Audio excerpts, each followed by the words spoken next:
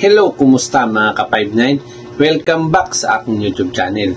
Sa video ito ay pag-uusapan naman natin kung gaano ba kahalaga ang logbook sa isang security guard.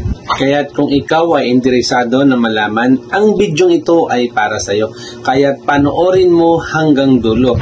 Siyempre, bago tayo mag-umpisa, muli hinihikayat ko kayo na mag-like at mag-subscribe sa aking YouTube channel at pindutin ang notification bell para lagi kang updated sa mga bagong video na ilalabas ko. Kaya tumpisahan na natin. Let's go!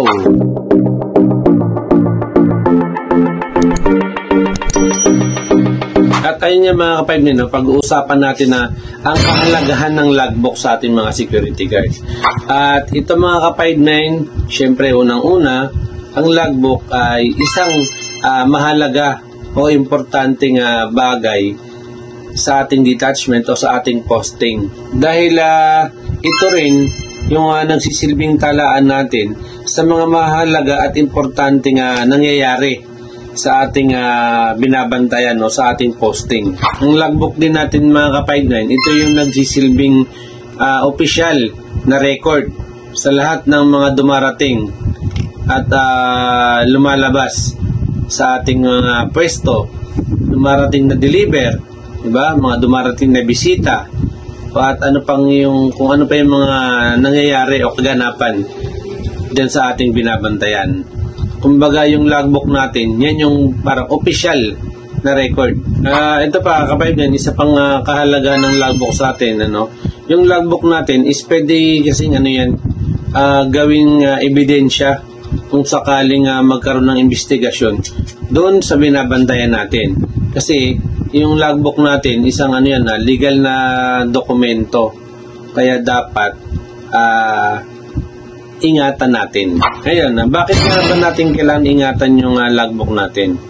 Dahil mga ka-59, ang logbook natin ay kumbaga confidential yung mga laman yan, mga sensitibo. Kaya dapat hindi siya nababasa ng kung sino-sinong lang. Kaya dapat tayo mga security guard, huwag naman nating ilagay kung saan-saan lang yung mga logbook natin. Dapat pagkatapos natin gamitin, isarado, di ba? Yun, tapos ilagay sa tamang lagayan. Huwag yung kung saan-saan na nilalapag, kung saan-saan iniiwan. At ito, isa pa. Halimbawa lang, yung logbook natin, mawala. Di ba? Makuha ng ibang tao, maling tao. Di ba? Tapos mababasa niya yung mga nakasulat doon. Pwedeng pwede tayong malagay sa peligro, malagay sa alanganin o sa panganib yung mga binabantayan natin. Dahil syempre, yung confidentiality nawala na dahil nabasa ng maling tao yung logbook natin. Kaya dapat ingatan natin yung logbook natin. At syempre, kapag nawala yan, kumbaga magkakaroon ka ng disciplinary action dahil kumbaga ang tawag dyan is negligence of duty. Kapabayaan yan sa duty natin na yung logbook mo ay nawala o pakalat-kalat, di ba?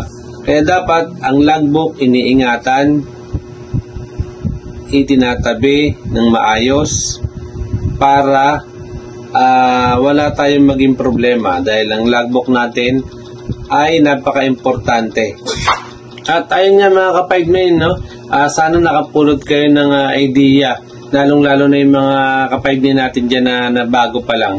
Ayun, pagkaingatan nyo lagi yung logbook nyo.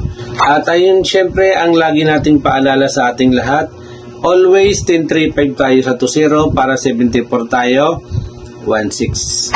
Hanggang dito na lang muna tayo mga ka-59. Maraming salamat, mabuhay tayo at God bless sa ating lahat. Amen.